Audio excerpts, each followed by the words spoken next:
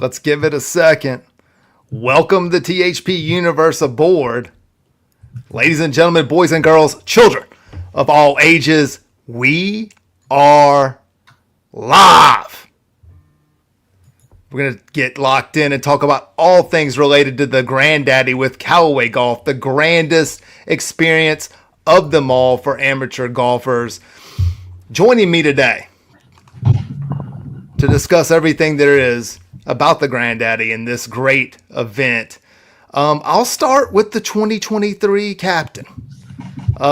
You know him as M. Maynard 11. I refuse to acknowledge the numbers. And we're just going to call him Captain Maynard for the purposes of this show. Captain Maynard, how are you doing this evening? Doing fantastic. Glad to be here with everyone tonight. It's kind of surreal because this is pretty much the end. It's been a year since we were out there in sunny California about almost a month ago. So I know what Captain J. Lou's going through right now. Mm-hmm. And, it's exciting to be back with you guys today. And joining me for the first time on one of these preview shows is renowned forum moderator. We know him as one half of the anime gods. Your favorite team and mine, Muchmore, is here. Muchmore. Matt wasn't, or Maynard, forum names only, wasn't supposed to get me all emotional before we even started. But I guess that's what this event does. So, to be here. Muchie, also I forgot to mention you are a former Grandaddy participant, and you also were the assistant captain for last year's edition to the Grandaddy. Y'all know me. My name is JDax. I was also a former Grandaddy participant in the 2017 edition of this great event. It's a very special week. Right, we're getting started. It's Thanksgiving week. One of the things the THP universe is probably going to be thankful for come Thursday is this very event. Why is the Grandaddy so important to the THP universe? Captain Maynard, I'll start with you on this question. Man, you're throwing me off today. I'm trying to get logged in so I can see comments, but, that's one of those struggles. So, man, it's a difficult question. Like, we hear it time and time again. It's something you just can't explain. For years, I think the first 10 years, because we missed one with COVID, I sat and watched from the outside and just thought, man, what would it be like to be there? And I think it drives you to I can't even put a word to it, really, to be honestly with you right now, and I'm going to get all choked up. But what it means, I think once you experience it, and you don't even really need to experience it. Once you do, though, it changes golf entirely for you. Just everything about it, just the camaraderie, the brand Callaway itself. It's just one of those things that, sitting here 12 months after the fact, I can't even tell you one word other than, there's a part of the Grandaddy in your heart. That's what I can say. And that's what it means to THP. It's forever. Muchie, why don't you expand on that? Like, you've seen it from both sides of the equation. You've played, then you got to return as the assistant captain and guide it and helped guide another team's journey. Why is it so important?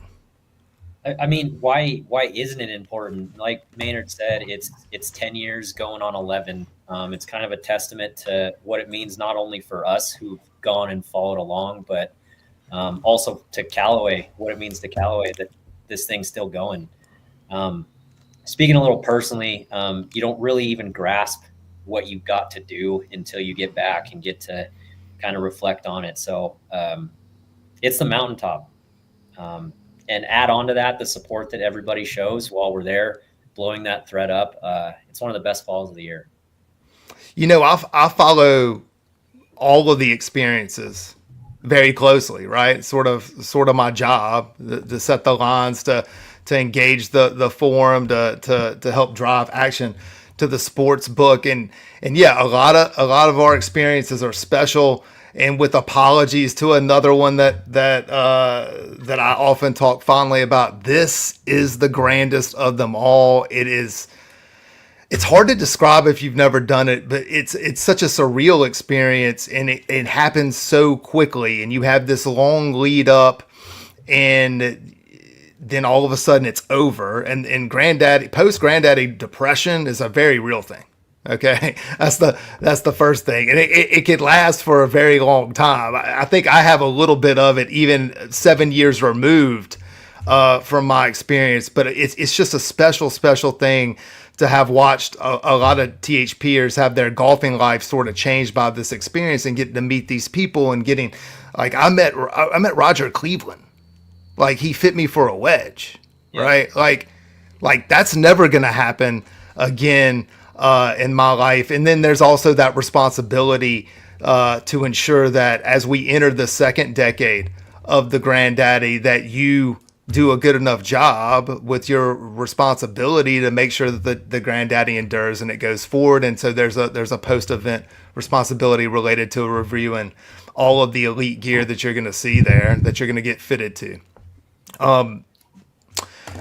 It's not really about the competition, but like a lot of people that are tuned in, but Jeremy's raised the max bet.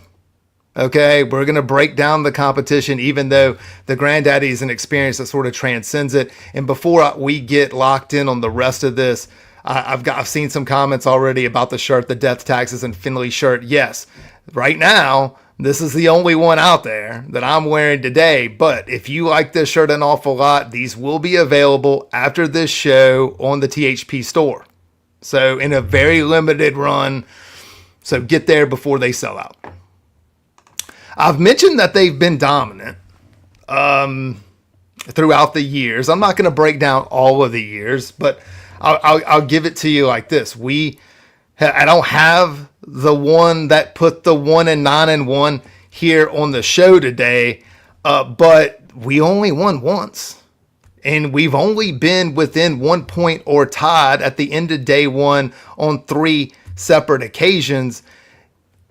They've been dominant because they just can play golf. The experience is a little bit of a surreal experience. It's hard to get your bearings, and we have not performed extremely well in these spots. 2014, we were all square at the end of day one. This was a close run. We only lost by 4, but we weren't able to make it happen on singles day. 2021, that was the night. These are the ones that came up short. I'm gonna put over the team that won here in a second. In 2021, we were all square at the end of day one. There was a lot of excitement. I thought that this was finally the year. And then we sort of got run out of the building, 8-4 on the next day. And then we had that one magical year, the 2016. This is Dan and them. They are within 1 point on day one, and they find a way to win on singles day 7-5. Dan wins his match in a pivotal point, and then before you know it, we finally claim the belt and become champions. I've sort of laid out what their domination has been. Like, why do you think they've been so dominant? Captain Maynard, you've been on the short end of one of these as you tried to steal this belt. So what makes them so dominant in this thing? I mean, you look up and down the list of past, current, and players that are going to be there this year, and they love golf is one thing. They play well together on the golf course. Let me add that because I can already see the comments in the chat going crazy. But most importantly, I think what makes them as dominant as they are is they don't make many mistakes out there. They know the course, for one. They've seen it for the most part. They've seen it, and they're led by Captain Finley, the Darth. Muchie, like you played and as an assistant captain, like why do you think they've been so dominant? Before we get to me, don't we have a giveaway at the end of the video? We do. Okay. At the end of the show, I'm gonna describe what you have to do in order to win the set of Paradigm AI Smoke irons. It's coming a little bit later. Stay tuned. It's very simple. It's not going to be that hard to win them. Yeah, there's only so long they can just look at us, so just had to bring that up. Gotcha. But it's the gravity of the entire situation. The course you get to play on, the entire brand new bag of clubs you get, the situation you're in. You said we're 1-9. Mm-hmm. The food you get to eat, the drinks you get to have, those blueberry lemonades, and the people you get to hang out with. Like there's nothing like this situation anywhere out there. And people try to say like the clubs, us getting brand new clubs every year, that's like a detriment. But in 21, we had half our clubs in our bag, so we had that familiarity, and it doesn't help. All you just got to do is swing your swing, but because of where you are, that's probably the hardest thing there is to do. Yeah, I definitely think that it's not really the whole flow of the experience is not set up for us to be very effective. Like you have to catch sort of lightning in a bottle, and you have to get sort of settled in really, really quickly. And it's very hard to do when you're getting fitted for new clubs. And we'll go through the entire journey of this. You're driving across the desert. You're getting there. You're basically, you show up, boom, there's your clubs. They've been made for you and transported there overnight. And then before you know it, you got to go out there and try to win matches. And in the format, because of the shortness of the 9-hole matches, doesn't lend itself potentially to getting locked in early, and then you fall behind, and then before you know it, we'll get to some of their singles records here in a second. You find yourself in a hole, and then you can't dig yourself out on singles day because singles day doesn't favor us, never has. And you can go back and even look at some of the lines that I've set on singles day. They've been tough. It's been tough. So, but that was all about the past. That we just talked about the last decade of Callaway dominance, but this is a new decade. This is Callaway's 11th journey with us on this. But you know what? We turned the page. It's a new decade. We have a new captain. We have a new team, and that's the great thing about it. That hope does spring eternal. That maybe this is our year. So let's talk. We've talked a little bit about the Performance Center, the Eli Callaway Performance Center. What are the key things to look for? Normally, when we're doing this show, it's usually after they've already been there, and we're sort of trying to read the tea leaves and break down what they got put in their bags. This is a lot earlier in the calendar than we normally do this. I kind of like it though, because we're not speculating on a bunch of redacted gear. So Muchmore, I'll start with you. Walk us through what we're going to be looking for as we're following this along on the forum when they get to the Performance Center. Well, us on the forum, we're going to be kind of they're going to be radio silent. So we're going to be doing a whole bunch of just guessing and just wondering what's going on. But for them, it's a whirlwind. You think an hour is enough time to do even a putting fitting, but you have putter fitting. You have 4 different people trying to do one fitting. You're trying to fit an entire bag of clubs. You just got to make use of your time. And while they're doing that, we have to blow the thread up, let them know that we're waiting for all that information, or at least what they can give. Because, I mean, there's Apex irons out right now. They just dropped putter. We're going to be able to hear about some of this stuff. Yeah, nothing can pop the form on fitting day quicker than like, hey, I just picked up 10 yards. Like off the tee, like, and then all of a sudden it's just like, oh, can you tell us more? And we're just like, please, just let us know. Was it low spin or the makeups of the bag? Captain Maynard, some of your thoughts of what goes down behind the scenes as they get fitted for the clubs. It goes quick. You're out there and there's a lot going on. As you know, Muchmore mentioned, an hour goes fast.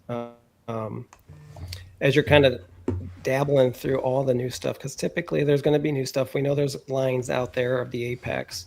How many guys are going to gravitate towards that, or are they going to gravitate what we may not know? You know, there potentially be some new irons coming out. So how is that all going to play into the amount of time that they have out there? I heard there's potentially going to be a ball fitting out there. So that's something else that we got to add into that, that hour that they've got on the range. But, then you turn around, you're being fit by some of the best guys out there and that can fit, that's what they do. So going into it, you're going to get new clubs, but I think I personally, looking back on that at the ECPC, I was confident in the clubs that I took to the Hideaway with. Don't feel that I've had any thoughts about, I'm swinging a new club that I've never swung before. So I think you just got to dial it in and not live off the hosel when Finley walks up, J. Lou, because that will happen. And just if you get that, just say it's on command. So you might get a little grind on the hosel. So I didn't hit any hosel rockets at the performance center. I waited. I waited until we actually got to the Hideaway for Finley to see me do that. What I think is the key reminder here is that you don't have all day, right? So I'm pretty sure I've talked to Captain J. Lou about this. I'm pretty sure that they're going to walk in with a plan and be extremely efficient. Make the most of your time out there if you're on the team and watching this. The year that I went, it was under construction, so most of even including our putting fitting, ended up being outside because the inside was still being built. So, can't wait to hear more about all of the cool things, especially if there's a ball fitting component. After you leave there, it's time to head to the Hideaway, right? It's time to get the show on the road, and I'm going to pause. This is a Herculean effort for them to get these clubs built. Okay, I mentioned it in the write-up. If you didn't see it, I want to give those guys a shout out. They have to get all of the clubs built. They have to get them transported to the desert somehow in order to have them ready for the teams to play. It's just a Herculean effort, and hats off to the crew that does that. And speaking of clubs, stay tuned to the end of this live stream because I will be giving away a set of Paradigm AI Smoke irons. Let's talk about the Hideaway. I don't go in this. I keep this on my desk. Sometimes I just sort of like flip through the yardage book and ponder. This one's not the signed. I have an official signed from Jason Finley. That's in my shadow box where he hid 8 and 6s throughout the book. Sort of like Where's Waldo for me to find. Talk to me about the course. This time I'll start with you, Muchie. Talk to me about both courses. I have some opinions, but I'm waiting to hear y'all's. What do you think about the course, the Hideaway, the whole thing? So I've always been under the impression that the Clive is the easier of the course or easier of the courses. Looking through that yardage book and like what I've done and all the pictures I took in the past, I actually think the die has the opportunity to be a getter for the team. You just need to be able to just hit the ball forward on most holes, and that should be pretty beneficial for you. But what I love about the Clive, everybody always talks about 7 or 11 on those par threes, but they have 4 of the best par threes I've ever seen. But my favorite is number 15. That shot over the water with that hammock and that chair out on the left. That's my favorite hole on the course besides the opener of number 1 on Clive.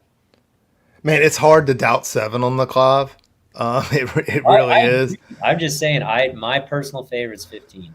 I like 9 on the die is one of my personal, and not any other reason that I did birdie 9 and cut Finley's lead to 6 at the turn in singles. So 9 on the die holds a soft spot to me. Captain Maynard, what are your thoughts about both of these courses and anything else about the Hideaway that sort of sticks out at you?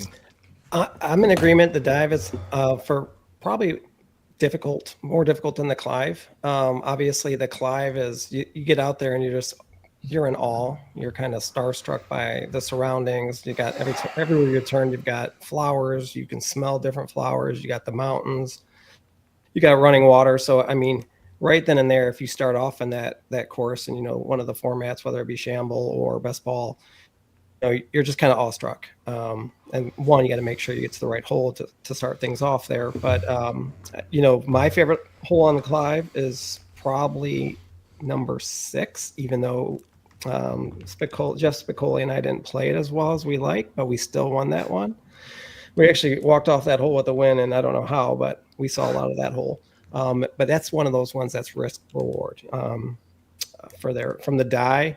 Like Muchmore mentioned, just keep the ball in front of you. There, it's. I think there's not as much danger out there, or from on the die versus the Clive. But at the same time, I think that the greens are tougher on the die. Here's why I think some people think that the Clive is easier, is that, in my opinion, they're both immaculate courses, do not get me wrong, but the Clive is more picturesque. Yeah. And so it doesn't feel as hard as it is in some cases. And that's something, guys, I did not take enough pictures the day I was at the Clive. Take pictures. Make sure you don't play slow. Like, don't be slow and take pictures and stuff, but like, make sure that you soak it all in. It's going to be one of the most picturesque courses that you've ever been to. Let's talk about the format a little bit before we talk about the teams. We talked about the course. Now we're going to talk about the format. This is the exact same format as we saw last year, where you get Shamble and Best Ball in 2 9-hole matches on day 1, and then you turn around on day 2 and you get singles. There's 14 points available on each day. That means that 14.5 could win the Grandaddy. Captain Maynard, you had to set up some pairings here, and we're not going to talk about. We'll talk about singles pairing strategy later. So I don't want you to cover that or the Thunder Bomb that became your singles pairings. The one mistake that you made, I had to get it in for Josh. Pairing gate. Yeah, pairing gate. Hashtag pairing gate. Thunder Bob. I'm like, what is Thunder Bob? Thunder Sounds like something else. I don't know. Okay, my bad. As the captain and an assistant captain, we'll get to you here in a second, Muchie. Like, how did you go about sort of they can't switch, right? Because a lot of times it's a shotgun start. The first 9 holes that these pairings are going to play that are going to be best Shamble, and then the next 9, no matter where they started on the course, are going to be Best Ball, and the pairings are done at a random draw at Al's house the night before, right? So, how did you go about pairing this up for day 1? What were your thoughts on that? Well, Muchmore and I, we probably had about version 9, 0.9, version 9. We had 9 different versions, but what we ended up doing was we paired off strengths and weaknesses versus looking at, who's getting more pops, things in that nature. And we tried to strategize and think what, Team Callaway would do, but there's just no way of doing that or knowing what they were going to do. But so ours was strength and weaknesses. And what we wanted is to get somebody, especially for Shamble, you want somebody that can hit the ball off the tee and put somebody in play. The courses are probably going to play a little bit longer than what you may play on your daily round. So that's what we were looking at. So better drivers of the ball, guys that could hit iron shots into the green is what we did. Did it work out? I mean, you look back, there were a lot of close matches. In the end, I think we did well, but got to make some putts. I mean, if you look at some of the situations that we've been in on day 1, maybe the 9-hole matches, not being able to get settled in, a lot of close matches. No one remembers how close a match was when it finally hits the scorecard. Muchie, talk to me about day 1 in the format.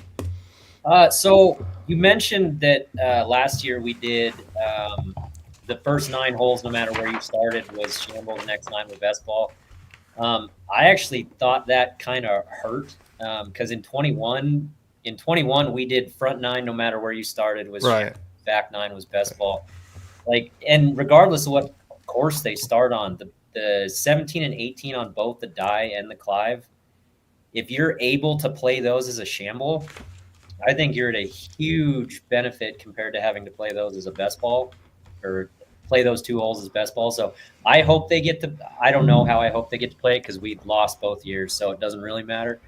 But it goes so fast that you just have to be ready to roll the entire time. And like Matt said, we paired off strength and weaknesses specifically for Shamble. I think pairing off that Best Ball and making sure What was that? I don't agree with that. I don't know. I was not asked for my input on y'all's pairings, but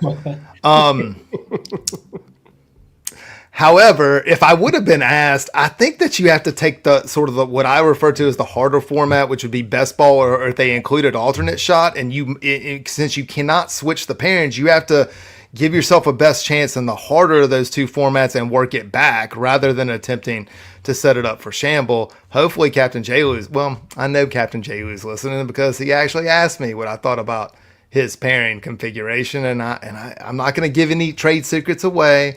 I kind of like where his head's at here, and I'm going to be super excited about it. I'm going to bring, before we transition to talking about the teams, I'm going to bring Scooby in, who has done a phenomenal job of researching the teams for us. And while I'm getting him out of the green room, a reminder, later on in this broadcast, I will be giving away a set of those Paradigm AI Smoke irons. Captain Maynard played them irons. He loved them. I hit them too. Every time that I've gone to the tech studio, I've gravitated toward these irons. They're phenomenal irons. Just stay tuned. You have to be tuned in order to win. Welcome aboard, Scoob. Welcome, THP. Let's get into it. Hey man, I'm glad that you could join us. That means that our streak this year is still complete. There hasn't been one of these that you haven't seen my face or Scoob here in order to break down the action. We're going to start with Team Callaway. Combined handicap is 8.7. This is a little bit higher on their historical mean. It's not totally out of order or totally out of line. But to give you an example, we've seen Team Callaway show up here at like 9.8. I mean, not 9.8, 5.8 before. Okay, somewhere in that level. So this is sort of higher. They feature 4 rookies, and we'll get to them in a second. But of the 10 returners, this is just an absolute murderer's row. Like 2019 LSU, 27 Yankees, 85 Bears of Grandaddy participants. Their total winning percentage of the returning players is 72% of all matches. And of the returning players, they have an 800 winning percentage in singles alone. Like, that is just sick. It's just sick.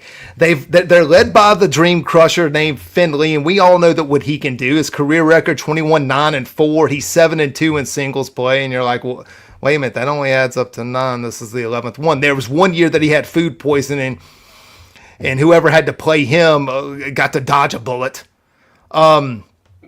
Nick, in his 2 Grandaddy appearances, is undefeated. You keep going down the list. Zach Oakley, even in any THP experience, Grandaddy or elsewhere, has never taken an L in any match that he's been in. Austin is 7-2 in lifetime in Grandaddy. Call me Daddy, 6-2-1. Like, it's in Luke. For years, Luke was a tough out. Okay, and he is 5-2 in singles play, and he does have a sparkling record, but he's looked a little gettable here lately. I personally lost 24 Chrome Soft on him against Mancess 2 years ago, and so maybe it's sort of clouding my judgment related to how tough of an out Luke is. This is just a really good team, and Lex and Gordon have winning records lifetime. There is to note the only person on this team with a losing Grandaddy record is Johnny Callaway, Johnny Wonder. Like, it's the only person. Everyone else is above 500. Everyone else has been absolute singles killers. And then you even bring in someone that wasn't there last year, like in a Jeff Newton, who's been absolute nails in singles. In his 3 previous appearances, he's 3-0. It's just a tough hill to climb. I'm sure the comments are saying, stop putting Callaway over. When you look at this team, and Scooby, I brought you in because you've done some extensive research. When you look at this team from Callaway, what were your thoughts? What did you see? I mean, you hit some of the highlights, but it's a bit of a mixed bag. I mean, you look at Call Me Daddy, Kim Johnson, kind of missed consistency with the rounds she's been putting up. Great rounds leading up into this. Flip side of that, you get Austin Tudor coming in at a one cap. You look at his scoring record. The consistency is there. You mentioned Nick being undefeated so far. That's a tough ask. And if you look at his last posted round differential, 0.2, like that's just stellar golf. That's going to be a challenge. The flip side of that, though, there are some spots, there are some glimmers to where, I don't know if you brought up the path yet, but there's a couple windows in there. We'll get to the path. There's a path. We'll get there. But you look at Luke, 1.8, playing great golf over summer, last couple rounds, 5.1 differential, 7.0 differential. They released the new putters. Maybe the focus hasn't been there. Maybe there's a shot there. You look at Mike Brennan, some volatile rounds. We've seen him at the Go Cup. He's a gamer. But is he going to have his best game? Is the putter going to be hot, which is what he needs to really go low? Zach Oakley, I think we were talking in the pre-show, been dropping his cap, is a gamer. But that cap, when you look at the scoring record, a lot of those courses were rated in the 120s. That's not the Hideaway like you all talked about earlier. So there are some windows there. You said the combined handicap's high. That opens up some high cap capabilities. But at the same time, you get Lex. You look at Lex's consistent scoring, high cap, but just consistent. That means she's not an easy out, and we saw that last year. She's not, there is a little bit of fool's gold. Yes, this is higher than the historical average, but if you don't have Alex in here, that inflates them by like 1.6, right? So they add a 30. Maynard, what did you see here? A lot of, you start to look at that line, and they've got a lot of guys that just play golf. Look at the caps. Just Zach Oakley last year, he's dropped his cap from last year at the Grandaddy by 2. Adding Nick back in there, he wasn't there, and he's always been stellar. You look at his record across all Grandaddies. So, but then they've got some of the new guys. They got the 30, but I feel they're going to pair them well. I think there's some holes in the armor, and I think it might fare well for Team THP this year.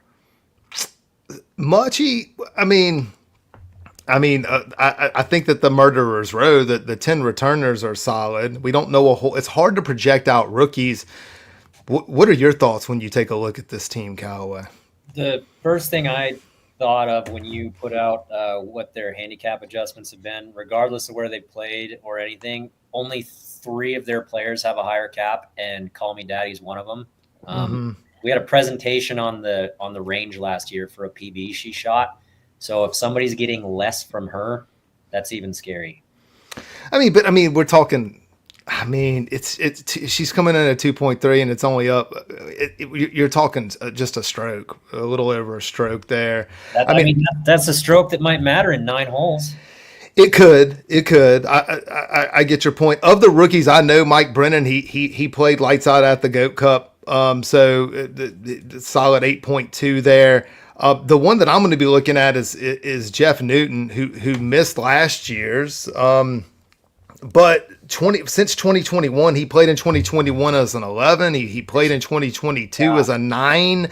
Now he shows up here under 7, like a consummate grinder. He's maybe like one of us that just likes to grind at the range and dig it out of the dirt. I'm gonna love to see how he is gonna perform.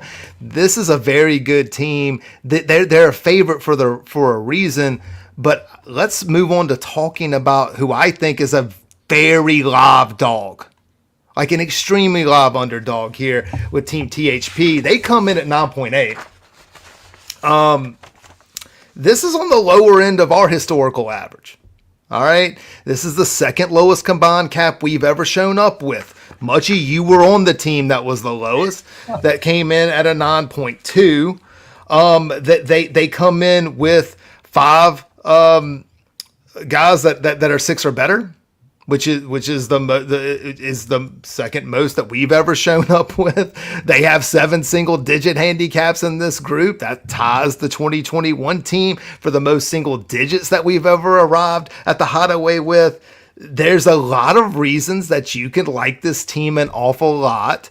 And they're led by, let's just talk about Captain J. Lou. He was on my team, 7 years removed. He gets to return and try to right some wrongs that occurred, because I was on the team that were the only team where day 2 didn't matter, and we suffered the worst loss in Granddaddy history. Text notes. Let me check my notes. 24.5 to 5.5. Okay. Sorry about that. But look, he gets to go back and try to sort of exercise some of those demons. They get Mike Wood, who the former head pro at the Hideaway, he was one of the like sort of the architects of this idea. Dougie shows up at a 6'1". Nerdy. We know Nerdy. Nerdy's going to be sort of solid. He's going to play 14, 15, somewhere in there. Will plays golf. Nearly a scratch. Slow-mo and M-Sun, both sort of mids. Josh Noble 01, please lose the numbers. He admittedly hasn't been playing as long as some of these other guys. He shows up as a 20. He's the highest handicap that we have on the team. Bear a baller. If they can get him out of the nest for singles day, could be a tough out at 9.4. Outlaw X, nice game on the Plains that are Outlaw last week. He comes in at 19.6. Crew Skater 6.1. JT in Missouri 14, and an absolute killer in KY Golfer who comes onto this team late, and we've seen him in many high pressure spots just lay that hammer on people. 4.6. And Josh is steady as he comes. He's got a lesson on Wednesday. He's going to go there ready to play. I like this team a lot. What do I like them too much? I made Team Callaway minus 200. The comeback on us is plus 160. I need to know whether or not I'm smoking hopium, or do I have this right? We have a live dog and a live chance. Captain Maynard, I'll start with you. Absolutely, live dog. Yes, we're a live dog. I mean, you look down this lineup. They've got a guy on that team that, from what I hear, he beat, Austin Tudor twice.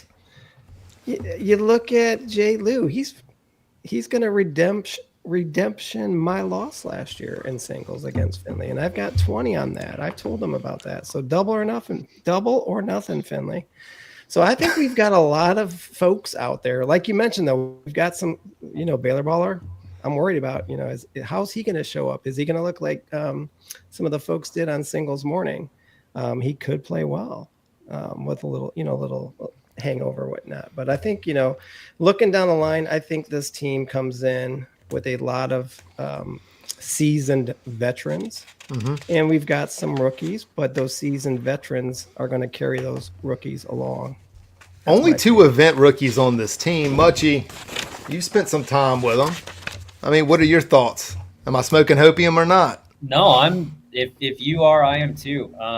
This entire team, besides the 2 rookies, but those 2 rookies have people who know exactly what they need to do to win.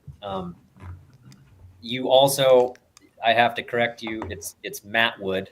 They have Matt Wood on the team, not Mike. Oh, sorry. And he's been telling them all year about the course. Yeah, you got a name wrong. They're ready to play this place. They have an inside track on how the greens are going to look, on how they're performing. I think they're ready to go, man. Yeah, I think they are too. The one thing here is that, like, and we'll get to the pairing strategy here in a second. Like, the mids are going to have you've got 2 sort of highs, and then you've got a couple mids in there, about 4 of them. And if the mids can hold up, this is where you could put them on upset alert. But the only 2 rookies, and we've seen a lot of these guys play before, right? And so I don't think that it's not out of line. Like, I know when I posted this number, there were some people that felt like that they were going to go on and pound the minus 200. Some people said, "Oh, I can't wait to jump on the plus 160." That's kind of how you set a decent line. Then it got me to sort of thinking, like, did I get this wrong? I can't wait to see what the handle of the action is, and maybe we'll have to raise it if we get too much. By the way, the max bet has been raised to 10. So, like, let's just shove all the coins in and get ready to go. We talked about their dominance or our lack of, like, being able to stay in it on day 1. Like, there's a couple of options here. that Captain J. Lou could go with. He could go very balanced. He could spread out some of these single digits and try to put some highs with them. That's more of maybe playing to the shamble portion of it. Or he could go for broke, set himself up with a couple of like best ball killing pairings. And then just try to get points. Like, look, I'm going to send out this pairing and try to get 2 points. I'm going to send out this pairing that makes 4. And then you know what? If I can get 3, maybe 3.5 from the rest of this, I'm going to call that a win. We'll be in position to win on singles day. Or he could sort of try to balance them out. I kind of know already what he's going to do, but what are your thoughts? Y'all sort of set him up to shamble. And later on said like, hey, I wish we would have done it for best ball. What are your thoughts here? What do you think he's going to do? Captain Maynard, I'll start with you. I think he's going to, he's got a lot of options. You start to look at some of these people, the pairings. I think he's going paired for best ball just based on conversations, but who knows? I can't give too much away. And you've talked to him a lot, Dax, and he's got a lot of guys out there that can carry some folks. I think they're going to show up ready to play. You look at Dougie; he always plays to his cap, things of that nature. So you can he's got a lot of different pairings, and I've laid a couple out on the show. I'm not going to rehash those because I think I hit a couple of them. But yeah, I've seen what I think that he's going to go with. Put it this way, I'm going to move it. So I don't want it to give away anymore. So I think that we're going to be pleasantly surprised with what he tries to do. He's not just trying to get out of day one alive. Captain J. Lou's trying to win this thing. And part of winning this thing may be this match right here. Okay? Now, look, Finley's been an absolute killer in singles. In fact, 2 of the 4 people on your screen right now are in that number.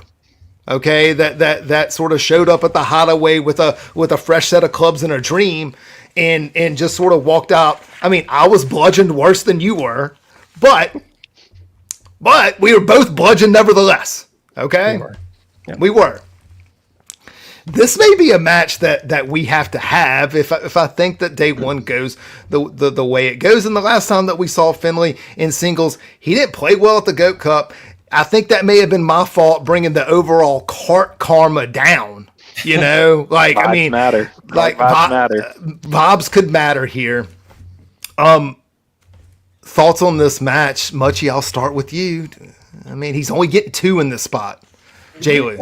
He's been prepping all year. I don't really have much to say besides I believe he's going to be the one that beats Finley on the same time that we win our second one. Yeah, the other 2 people that have beat Finley, JDax beat him in 2014 and Captain Dimples in 2021. That's the only 2 times in singles play. I have a shirt that says Death Taxes in Finley. I think that I may have been the problem at the Goat Cup. It's not like he's like sending me a text saying, hey, let's run it back, Dax. Right? So that may have been my fault. It was just too much to sort of try to carry me through that. But at the Goat Cup, I didn't have one of these. I didn't have Jason, if you're watching, look, if I would have had this thing at the Goat Cup, it would have been a totally different story. It's a square to square double wide. All right, let's talk about the path. Look, we all like this team. I'm not going to go through the long path. I want to go around the horn and ask you, where do you think we have to be at the end of day one to win this thing? Like, how many points do we need on day one? There's 14 available. Where do we need to be, or where is how far down could we be going into singles to have a legitimate shot? Scooby, I'll start with you this time. Where do we need to be? I think when you look at this, you look at the scoring, you look where people have been.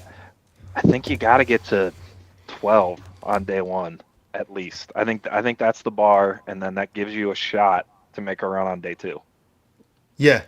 Yeah. Okay. 12 on day one. 12. There's only 14 points available on day one. Like, if it's 12, we are having a celebration all night long. Like, I know, Richie, all night long. If it's 12. Math isn't always my strong suit. Let's go 6. Okay, so you think that we need to be around 6. Captain Maynard, how many points do we need out of day 1 to have a legitimate chance on that next day? I think 5.5. Okay, 5.5. Muchie. Legitimate chance. I think all we need is 5, but I think we're getting 7. Me too, Muchie. Me too. I think that we get there. Dude, 7.5. I think that if we can get anywhere within there, anywhere between 5.5 to 7.5, you have a chance. At 7.5, this is going to be 2021 again, where we're like, hey, shine the belt up. This is coming home, right?